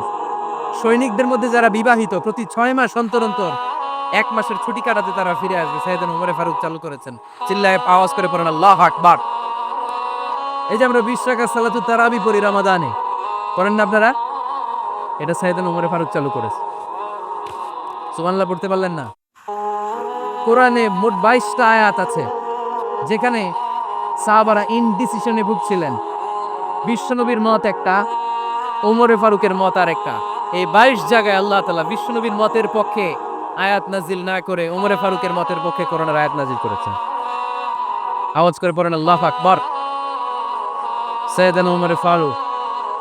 আমরা সাহাবীদের জীবন চরিত পড়তে চাই না, কত যে অনুপ্রেরণামূলক দৃষ্টান্ত সাইয়েদনা ওমর ফারুক আমাদের জন্য রেখে গিয়েছে। ওমর ফারুক যখন খলিফা, দিনের বেলায় যদি রাষ্ট্রে কোনো নিয়ম জারি করতেন, দিনের বেলায় জনগণকে কোনো বিষয়ে যদি নিষেধ করতেন, রাত্রে বেলায় খাওয়ার সময় ফ্যামিলি মেম্বারদের সবাইকে বলতেন, এই দিনের বেলা আমি জনগণকে এই কাজ করতে নিষেধ করেছি, তোমরা আমার ফ্যামিলি মেম্বার, খবরদার তোমরা এই কাজ করো না। জনগণ করলে যতটুকু শাস্তি, তোরা করলে পাবি ডবল শাস্তি। সুবহানাল্লাহ কইবেন না? আমাদের নেতারা ওই বাড়ির বিচার করে, ওই বাড়ির মাইয়ার বিচার, ওই বাড়ির পোলার বিচার, নিজের পোলা গাঞ্জা টানে আসরা নাই, নিজের মেয়ে অপরাধ করে আসরা নাই। কি নেতা ছিলেন ওমরে ফারুক! আগে নিজের ঘর সামলিয়েছেন, আগে নিজেকে সামলিয়েছেন, নিজের ঘর ঠিক করেছেন। বলেছেন জনগণ করলে যত ব্যাত, তোরা করলে ডবল ব্যাত। দিস ইজ কল লিডার, ঠিক কিনা? এক বাবা এসে বললেন, ওমরে ফারুক আমার ছেলে কথা শোনে না, বেয়াদব, বেয়াদ। ওমরে ফারুক ছেলেরা ডাকলেন, বাবা তুমি তোমার আব্বাজানের কথা শুনো না, এটা তো কবিরা গুনাহ। ছেলে বলে, ওমরে ফারুক সব দায় দায়িত্ব আল্লাহ ছেলে মেয়েদেরকে দিয়েছে, বাবা মাকে কোনো দায়িত্ব দেয়নি। ওমরে ফারুক বললেন, অবশ্যই দায়িত্ব দিয়েছে। তাহলে বলেন আমার বাবার দায়িত্ব কি? উনি বললেন, প্রাইমারিলি প্রথমত 3 দায়িত্ব। আইয়ান তাকিয়া উম্মা, পৃথিবীর প্রতিটি বাবার উচিত ছেলেদের মেয়েদের জন্য ভালো মায়ের ব্যবস্থা করা। 2 নম্বরে আইয়ুহসিনা ইসমা, সুন্দর তার একটা নাম রেখে দেয়া। 3 নম্বর ইউআল্লিমাহুল কিতাব, তার আল্লাহর কিতাব শিক্ষা দেওয়া। এবার ছেলেকে আমার আব্বা 3টার একটাও করে নাই। এবার ওমরে ফারুক রেগে গেলেন, বাবার কাঁধে ধরলেন, বললেন তুই ছেলের জন্য বিচার নিয়ে আসলি, তোর 3টা দায়িত্বের একটাও তুই পালন করিস নাই। ছেলে বলে, আমিরুল মুমিনিন, আমার মা নর্তকী, আমার মা মাজুসি, আমার মায়ের মধ্যে কোনো আদব কাদব নাই, সুন্দরী দেখে আমার মারে বাবা বিয়ে করছে, আমার মায়ের কাছ থেকে জীবনে কিছু শিখি নাই। 2 নাম্বার সাম্মানি খানফাসা, আমার বাবা আমার নাম রেখেছে চামচিকা। এটা নাম হইলো একটা, এরকম উল্টাপাল্টা নাম আছে না? নাই না, এগুলো রাখবেন না। আব্দুল্লাহ রাখবেন, আব্দুর রহমান রাখবেন। আরেকটা কি বলছে আজকে? হুজাইফা রাইখা দিয়ে পারবেন? ওয়ালাম ইউআল্লিমনি হারফাম মিন কিতাবিল্লাহ, আমিরুল মুমিনিন। শুধু তাই না, আল্লাহর কোরআনের একটা অক্ষর আমার বাবা কোনোদিন আমারে শিক্ষা দেয় নাই। ওমর ফারুক রেগে গেলেন, এবার বাপের কান্দে ধইরা মারতে শুরু করলেন। তুই পোলার নামে বিচার নিয়ে এসেছিস, তোরে মার দিব আগে। এরকম নেতার দরকার আছে না নাই? মদিনায় এক লোক তার বউরে রাগের চোটে 100 তালাক দিয়ে ফেলছে। কয় তালাক দেয়ার নিয়ম কয়টা? দিছে কয়টা? এবার স্ত্রী কাঁপতে কাঁপতে এসে বলে, আমিরুল মুমিনিন দেখেন, আমার স্বামী আমারে রেগে মেগে 100 তালাক দিচ্ছে। ওমর ফারুক বললেন, দইরা নিয়ে আয় এটারে।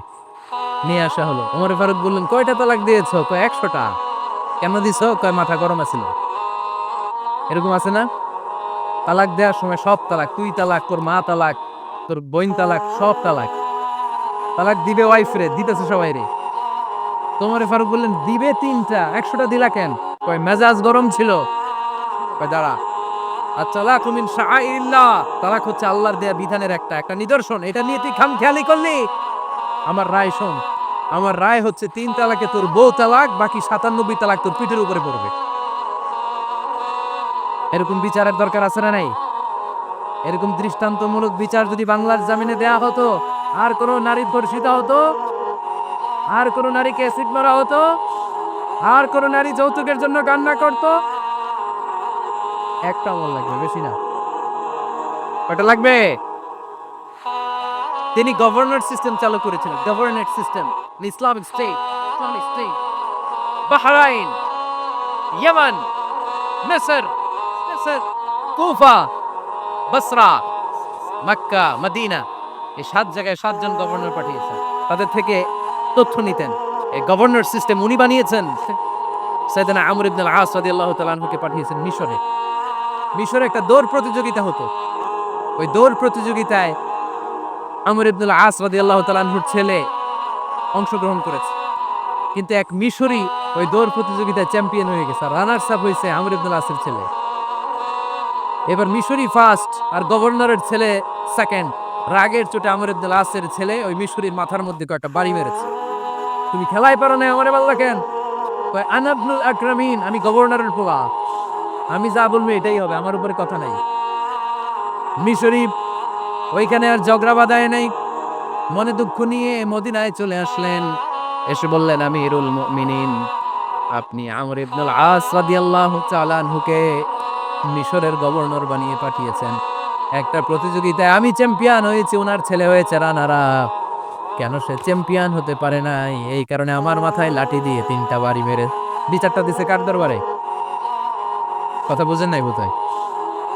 ওমর ফারুকের দরবারে। ওমর ফারুক বললেন, ছাড়াই আগামী বছরের অমুক তারিখ আমি সব গভর্নরদেরকে ডেকে হিসাব নিতে, ওই দিন তুই থাকবি। পারবি না? মিশন করে পারবো মানে অবশ্যই পারবো। ওই দিন 7 রাজ্য থেকে 7 গভর্নর হাজির, গভর্নরদের ছেলেরাও হাজির, মিশরীয় হাজির। 7 গভর্নরের কাছ থেকে 7 এলাকার খোঁজ খবর নেয়ার পরে ওমরে ফারুক বললেন, আইনাল মিসরি, মিশরি লোকটা কই, এদিকে আয়। মিশরি সামনে আসার পরে বলল, আমর ইবনুল আস, তুমি মিশরের গভর্নর, তোমার ছেলে সহ তুমি আসো। আমর ইবনুল আস এসে সামনে বসে রইলেন। এবার বললেন, ও আমর ইবনুল আসের ছেলে, তুমি নাকি ইবনুল আকরামিন গভর্নরের ছেলে, তুমি যা বলবা মিশরে নাকি তাই হবে, তোমার নাকি অনেক দাপট। নিজে একটা লাঠি এনে মিশরীর হাতে দিয়ে বলল, এবার তোর মাথায় যতটা মারছে তুই ততটা গুনে গুনে মার, আমি দেখবো। আমর ইবনুল আস দেখবে, আমর ইবনুল আসের ছেলেরে তুই এখানে মার। সে বলতেছে, থাক, আপনি বলছেন এতেই যথেষ্ট, মারা লাগবে না, আমি মাফ করে দিলাম। ওমরে ফারুক বলল, খবরদার, মার, মার ওর মাথার মধ্যে। মিশরী ওমরে ফারুকের ধমক শুনে ভয়ে ভয়ে 3টা বাড়ি মারল। এই বাড়ি মারা দেখেও ওমরে ফারুকের হৃদয় ঠান্ডা হয় নাই। লজ্জায় আমর ইবনুল আস, বয়স হয়ে গিয়েছে সাহাবা, মাথা তখন টাক, মাথায় চুল নাই, লজ্জায় মাথাটা হেট হয়ে মাথাটা নিচু করে রেখেছে। এবার রাগের চোটে ওমরে ফারুক বললেন, এবার আমর ইবনুল আসের টাক মাথার মধ্যে একটা মার, মার। কেন ছেলেকে শিক্ষা দিতে পারে নাই? ইয়া আমর ইবনুল আস, মাতা জাআলতুমুন নাস আবিদা, তোমরা কখন মিশরীদেরকে নিজেদের দাস বানায় নিলা? ওয়াকাদ ওয়ালাদাতুহুম উম্মুহুম আহরারা, আর ওদের মায়েরা তো ওদেরকে স্বাধীন সন্তান হিসেবে প্রসব করেছে। মানুষদের উপর ক্ষমতাগিরি করার জন্য গভর্নর পাঠাই নাই। খবরদার, জনগণ, তাদেরকে দেখভাল করার জন্য তোমাদেরকে পাঠানো হয়েছে, তাদের উপর কোনো অত্যাচার করার জন্য নয়। চিল্লায় বলেন ঠিক কিনা? এরকম নেতা কয়টা লাগবে? ওই নেতার নাম কি? ওমর। হুয়া ইয়াতি ওমর। 22 জায়গায় বিশ্বনবী কয় একটা, ওমরে ফারুক বলে আরেকটা। আল্লাহ বলে, বিশ্বনবী, আপনার পক্ষে আমি আয়াত নাজিল করতে পারলাম না, আমি ওমরের পক্ষে নাজিল করে দিলাম। বিশ্বনবী বলতেন, ইন্নালি কুল্লি উম্মাতিন মুহাদ্দাস, সব উম্মতের মধ্যে, সব নবীর উম্মতের মধ্য থেকে একজন করে আল্লাহ তাকে মুহাদ্দিস বানাতো। মুহাদ্দিস না, মুহাদ্দাস। মুহাদ্দাস মানে এমন লোক যিনি যা ভাবতো ওই ভাবনাটাই আল্লাহ আয়াত হিসেবে নাজিল করে দিতেন। বিশ্বনবী বলেন, আমার উম্মতের মধ্যে মুহাদ্দাস হচ্ছে সাইয়েদনা ওমর। মদিনার সবচেয়ে বড় মুনাফিকের নাম আব্দুল্লাহ ইবনে উবাই ইবনে সালুল, সব মুনাফিকদের সর্দার। কিন্তু এই মুনাফিকের ছেলেটা হলো পাক্কা ইমানদার, এই ছেলের নাম হলো আব্দুল্লাহ। আওয়াজ করে বলেন, ছেলের নাম কি? আব্দুল্লাহ ইবনে উবাই ইবনে সালুল। মুনাফিক সর্দার যখন ইন্তেকাল করলো, সাইয়েদনা আব্দুল্লাহ রাদিয়াল্লাহু তাআলা আনহু বিশ্বনবীর কাছে এসে চোখের পানি ছেড়ে ডেকে বলে, নবী, আপনিও জানেন আমিও জানি, মদিনার সবাই জানে আমার আব্বা মুনাফিকদের সর্দার, কিন্তু আমার মন তো মানে না, আমার তো পিতা, আমার তো বাবা লাগে, আমার তো মন মানে না। আপনিও জানেন মুনাফিক, আমিও জানি মুনাফিক। নবী, আপনার দরবারে কিছু আমি চাই না, আপনার গায়ের একটা জামা দেন, আপনার জামাটা পরিয়ে আমার বাবারে দাফন দিব। এর উসিলায় যদি আমার আব্বারে আল্লাহ মাফ করে দেয়, দয়ার নবী মায়ের নবী জামা খুলে দিয়ে দিলেন। পড়েন সুবহানাল্লাহ। আব্দুল্লাহ রাদিয়াল্লাহু তাআলা আবার আবদার তুললেন, নবী, জানি আমার বাবা মুনাফিক, কিন্তু আমার তো বাবা, আপনার দরবারে ফরিয়াদ, আপনি নিজে যে আমার বাবার জানাজার নামাজের ইমামতি করবেন। দয়ার নবী মায়ার নবী জানাজার নামাজে যেতে চাইলেন। ওমরে ফারুক বললেন, নবী না, খবরদার, আপনি উবাই ইবনে সালুলের জানাজায় যাবেন না। বিশ্বনবী করে যেতে চাইলেন, সাইয়েদনা ওমরে ফারুক বিশ্বনবীর জামা পেছন থেকে টেনে ধরলেন। আল্লাহু আকবার। টেনে ধরলেন, যাবেন না আপনি। ওমরে ফারুকের হাত থেকে হ্যাচকা টান মেরে জুব্বা টান দিয়ে বিশ্বনবী জানাজায় চলে গেলেন।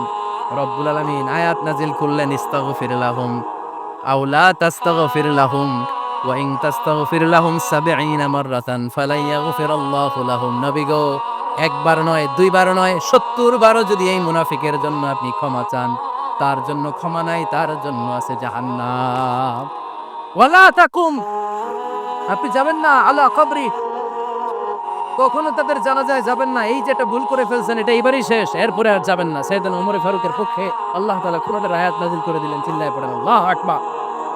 এভাবে 22টা জায়গায় ওমর ফারুক যা বলেছে, এটা নিয়ে একটা আলাদা আলোচনা হইতে হবে।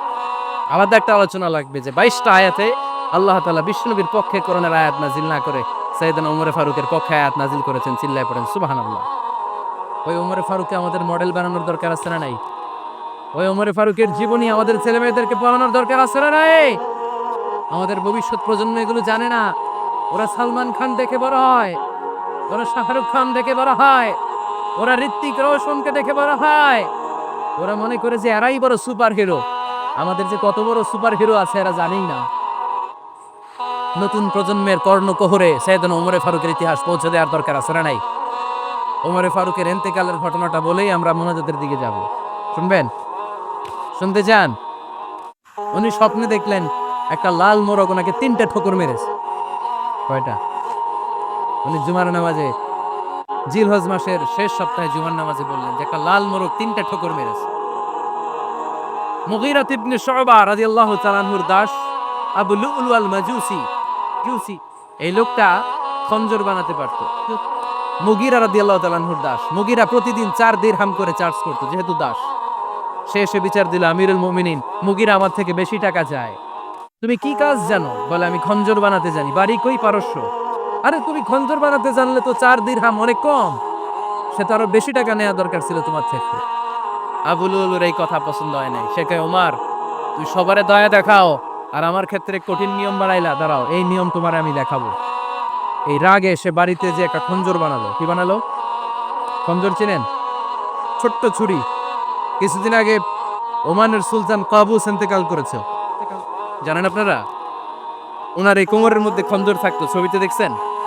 আরব শায়েক যারা সুলতান আমির, কোমরে কি থাকে?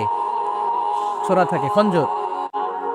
সে বাসায় যে একটা খঞ্জর বানালো, যেই খঞ্জরের 2 মাথা, লাহু রাসান ওয়া মাকবাদাতুহু ফি ওয়াসাতি, আর ধরার হ্যান্ডেলটা মাঝখানে, এদিকেও ছুরি এদিকেও ছুরি, যাতে এইভাবে মারা যায়। সে ধার দিতে লাগলো আর বলল, ওমর দাঁড়াও তোমারে আমি দেখাবো। ওমরে ফারুক মসজিদে নববীর ইমাম, ফজরের নামাজের সময় এ আবু লুলু আল মাজুসি বুরনুস পরে, চাদর পরে লুকিয়ে লুকিয়ে, সে অগ্নি উপাসক, মুমিন নয়, ওমরে ফারুককে অ্যাটাক করার জন্য গেলেন মসজিদে নববীতে। ওয়াকানু ইউসাল্লুনা বিগালাস, তখন ওনারা অন্ধকারে নামাজ পড়তো। নামাজের সময় যখন হলো, লুকিয়ে লুকিয়ে প্রথম কাতারে ওমরে ফারুকের পিছনে মুয়াজ্জিনের পাশেই দাঁড়ালেন, হাতে খঞ্জর। একামত হলো, ওমরে ফারুক সালাত শুরু করলেন, ফজরের সালাত। আল্লাহু আকবার। নামাজ শুরু করলেন, সূরা ফাতিহা বললেন। আরেকটা সূরা যখন পড়তে যাবেন, in the meantime Abu Lulu এই খঞ্জর নিয়ে ওমরে ফারুকের বুকের মধ্যে 3টা স্টেবিং করলেন। একটা মারলেন নাভির নিচে, মারার সাথে সাথে পাকস্থলী কেটে গেল। আরেকটা মারলেন পাজরে, পাজর ছিঁড়ে গেল। 3টা মারার পরে ওমরে ফারুক বললেন, কাতালানি আল কাল, এক কুকুর আমাকে মেরে ফেলেছে। পেছন থেকে এক সাহাবীকে টান মেরে সামনের দিকে নিয়ে গেলেন, তুমি নামাজের ইমামতি করাও। আর ওমরে ফারুককে বাকিরা ধরাধরি করে পেছনে নিতে আরম্ভ করলো। আর এই আত্মাই আক্রমণ যে করেছে, সে কাতারের মাঝখান দিয়ে যেতে আরম্ভ করলো আর 2 দিকে ছুরি মারতে আরম্ভ করলো। 13 জন সাহাবীর গায়ে ছুরি মেরেছে, 7 জন সাহাবা স্পট ডেথ, জায়গায় মৃত্যু। এই ভয়ঙ্কর অবস্থা দেখে এক সাহাবী বুরনুস, এক ধরনের জুব্বা আছে মাথাওয়ালা, অনেকে জ্যাকেট পরছেন না এরকম মাথাওয়ালা, এই মাথাওয়ালা জুব্বা বের করে এক সাহাবী জালের মতো তার দিকে উড়ায় মারলো। ওই বুরনুসের মধ্যে পেঁচিয়ে আবু লুলু মাটিতে পড়ে গেল আর সুইসাইড করে ফেললো, নিজের বুকে নিজে মেরে আত্মহত্যা। যেই সাহাবীকে ইমামতির জন্য দাঁড় করালেন, উনি ছোট্ট সূরা দিয়ে, প্রথম রাকাতে সূরা আল কাউসার, দ্বিতীয় রাকাতে সূরাতুল ইখলাস দিয়ে নামাজ শেষ। ওমরে ফারুক বেহুশ। ওমরে ফারুক কি? হ্যাঁ, বেহুশ। সবাই কান্নাকাটি করতেছে, সবাই দেখতে গেলেন, এখন হুঁশ ফিরে না। মুখের মধ্যে, মুখ খুলে রাষ্ট্রের চিকিৎসক মুখের মধ্যে দুধ দিলেন, ওই নাভি দিয়ে দুধ বের হয়ে যায়, পাকস্থলী কেটে ওখান থেকে দুধ বের হয়ে যাচ্ছে। তারা বললো উনারে বাঁচানো সম্ভব না, দেখেন হুঁশ ফিরে কিনা। হুঁশ ফিরলে উনার পরে কে আমির হবে, উনি যেন প্যানেল ঠিক করে দিয়ে যায়। সবাই তাকিয়েছে ওমরে ফারুকের চোখের দিকে। আল্লাহর মেহেরবানিতে ঘন্টা খানিক পরে উনি চোখ খুললেন। চোখ খোলার পরেই বলেন নাই, ও মা আমি মরে যাই। চোখ খোলার পরে উনি বলেন নাই, কে বললো আমারে। চোখ খোলার পরে উনি বলেন নাই, আমার পরে নেতা কে হবে। চোখ খোলার পরে সর্বপ্রথম কথাটি ছিল, আসল্লান নাস, আমার নেতৃত্বে যে ফজরের নামাজটা শুরু হয়েছিল, এটাকে ঠিকমতো তোরা পড়েছিলি? আমার নেতৃত্বে যে ফজরের জামাত শুরু হয়েছিল, সেটা ঠিকঠাক মতো সমাপ্ত হয়েছিল কিনা আগে বল। আসল্লান নাস, নামাজটা হয়েছে কিনা বল। সুবহানাল্লাহ বলতে পারলেন না? This is Umar, hour super hero. নেতা অনেকগুলো লাগে না, এরকম নেতা একটাই যথেষ্ট যে গোটা বিশ্বকে কাঁপায় দিতে পারে। চিল্লায় বলো ঠিক কিনা? আমরা চাই আমাদের ছেলেগুলো ওমরে ফারুকের মতো বড় হোক। আমরা চাই আমাদের ছেলে মেয়েগুলো খাব্বাব, খুবাইব, সৈয়দনা আলী, উসমান, আবু বকর রাদিয়াল্লাহু তাআলা আনহুর অনুসরণে বড় হোক। ঠিক কিনা? আমরা একটা ওমর চাই যিনি আমাদেরকে সালাতের শিক্ষা দিয়ে গিয়েছেন, ইন্তেকালের আগে বলেছেন সাল্লান নাস। এজন্য আমরা যেন নামাজ কখনো নষ্ট না করি। আল্লাহর জমিনে দিন বাস্তবায়ন আসাদ্দুহুম ফি আমরিল্লাহি ওমর রাদিয়াল্লাহু তাআলা আনহুর মতো এত কঠোর কেউ ছিলেন না। তাই দিন বাস্তবায়নে আমরা যেন কাউরে ছাড় না দেই। সবার আগে আল্লাহর দিন, সবার আগে আল্লাহর কোরআন, সবার আগে আমার ইসলাম। ঠিক কিনা? চাইলেই কেউ এদেশ থেকে ইসলামরে মিটায় দিতে পারবে না। যে দেশে আল্লাহু আকবার ধ্বনির সাথে সাথে সূর্য উঠে যায়, আল্লাহু আকবার ধ্বনির সাথে সাথে সূর্য ডুবে যায়, সে দেশে আর কিছু থাকবে না, থাক আমার ইসলাম থাকবেই। আর কিছু থাকবে না, থাক আমার কোরআন থাকবেই। সে ইসলামের সাথে থাকতে রাজি আছেন তো? কোরআনের সাথে থাকতে রাজি আছেন তো?